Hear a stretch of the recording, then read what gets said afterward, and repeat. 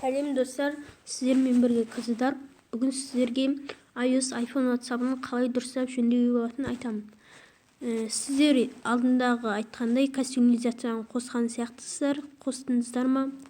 Егер де сіздер жаңадан кіріп жатасыздар, код жібереді өздеріңізге, сондай жібереді, өздеріңіздің нөмірлеріңізге тіркеп аласыздар.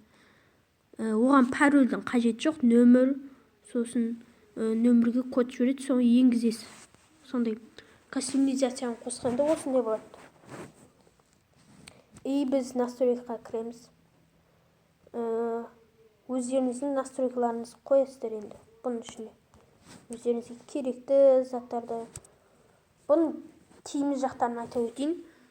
Бұл тиімді жағы статус. Егер сіз статус көресіз, статус көргенде мына екі птичканы баспайынша ол адамға көрінді деп есептемейді. Көрінбеді деп тұрады енді. Сосын мына тартатын сияқты болып тұр ғой енді. Екінші жағында, сол екінші жағындағыны бассаңыздар өздеріңізге сохранить етіп алады. Ал екінші тиімді жағы, біреу сізге жазады, ал оны өшіріп тастайды.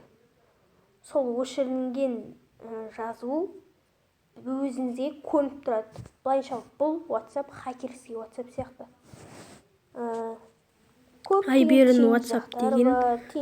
Мен ол Telegram каналын ссылкасын описанияға қалдырамын. Сол жерде тіркеліп, обноваларын қарап, жарнамаларын қарап отырсаңыздар болады.